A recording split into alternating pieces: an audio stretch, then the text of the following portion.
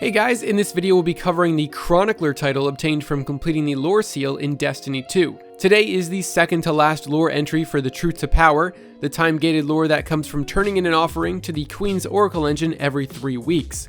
So today you might have seen a few Chroniclers running around already, and that's because it's actually possible to get the title early. While this has been known by some for a while now, I thought I'd share it to help spread the word for those of you who want to speed up getting that lore.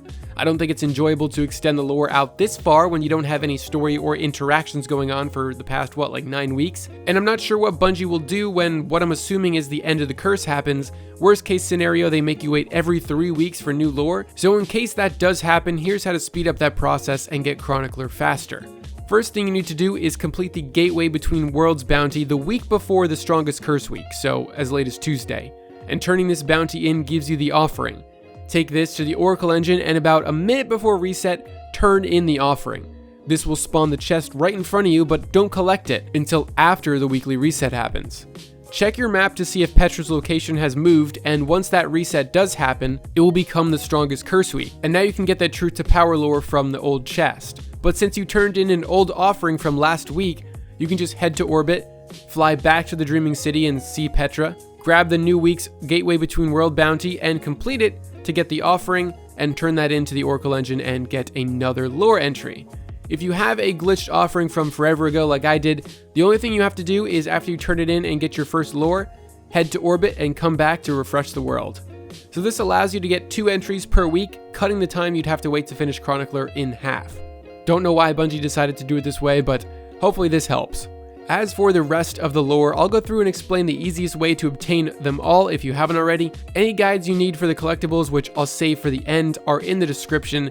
And with the new drop rates, Chronicler is by far the easiest seal to complete now. It just requires a lot of waiting if you've been slacking on collecting certain books. If you're going for Chronicler, you'll need the following lore books: Uldren Sov, The Tangled Shore, The Man They Called Cayde, The Dreaming City, Marasenna, Truth to Power, The Awoken of the Reef, The Drifter, Ghost Stories, and Variks the Loyal.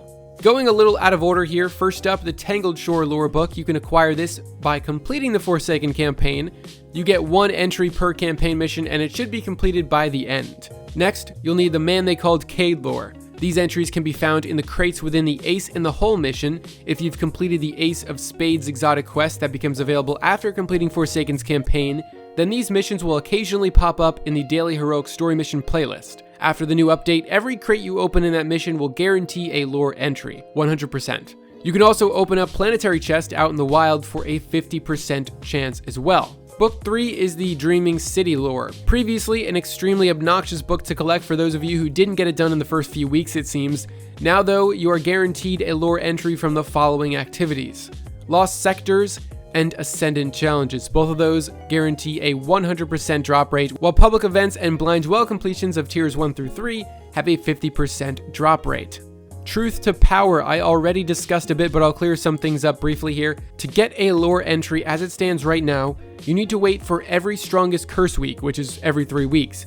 The week of Tuesday, April 23rd, the week of May 14th, the week of June 4th, etc. The Dreaming City is on a 3-week cycle, so if you complete the Gateway Between Worlds bounty on that 3rd week, you can enter the Queen's Court and get a lore entry. And if you do the glitch I was talking about earlier, you can get 2 a week. If Bungie decides to update how to get this lore in the future, I'll let you know in the description and in a pinned comment below. The 5th book you'll need to collect is called The Drifter. It's earned by playing Gambit, completing Gambit Triumphs, and completing the quest for Malfeasance. Playing Gambit will earn you about half these entries, just literally by playing the game. I believe 3 come from Malfeasance quest, 1 from starting it and 2 while you're making progress on the quest, and 1 requires the completion of the Gambit Triumph Moat Thief, which asks you to invade and return to your side alive with 3 moats from the opposing side. The easiest way to do this is jump in when the enemy is killing a wave. Hopefully they'll scatter and you can just jump in and sweep up some of the moats they left behind. Hide until the time runs out and then return to your side. I use Spectral Blades for the invisibility. I went in and sweeped up a few moats while they were killing enemies. I hid for a bit and it wasn't that bad.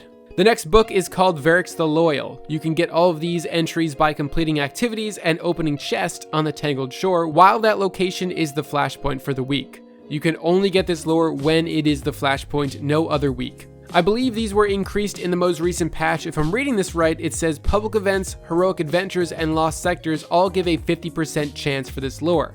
In the patch notes, it says Tangled Shore lore, but it specifies it has to be during the flashpoint, so I assume they're talking about the Variks lore. But if not, all of those activities are still the best way to get that lore. I ran the Rider heroic adventure a bunch of times back when Forsaken launched, and that adventure takes about 3 minutes, so just run that over and over if you're having any trouble. Next up is Uldren Sov. This entire book can be completed by collecting the corresponding collectibles throughout the game.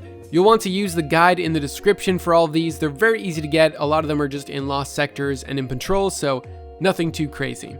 Marasenna is next on our list. This one is also tied to collectibles, these found in the Dreaming City, except most of them are tied to certain weeks. The collectibles are the Ahamkara bones, and there's one in every Ascendant challenge, a few in the Shattered Throne dungeon, a few in patrol, some in the Queen's Court. They're scattered everywhere, but you won't be able to get all of these in one go, unfortunately. Check the description again for a guide on that. Book number 9 is the Awoken of the Reef. Again, tied to collectibles, these look like little crystal formations. They are found across the system in different lost sectors, the Dreaming City, the Tangled Shore, they're kind of just everywhere. There's another guide for this in the description. It's going to be another very easy book to collect, you just need to do some exploring. And last but not least, Ghost Stories. There are 23 dead ghost collectibles you need to obtain to complete this one. These are pretty easy to get, while they're also spread across the entire game. They're also very tiny, so you're definitely going to want to use the guide below to knock those out. And that's all there is to it. Chronicler definitely requires very little grinding, just takes a really long time if you haven't been keeping up with this stuff. Thankfully, there is really no RNG in this seal at all anymore thanks to the new drop rate changes. There's pretty much a guaranteed way to get every single one of these books. If you guys would like a guide on the Reckoner seal introduced in Joker's Wild, please let me know. But otherwise, have a great day everyone, and thank you so much for watching.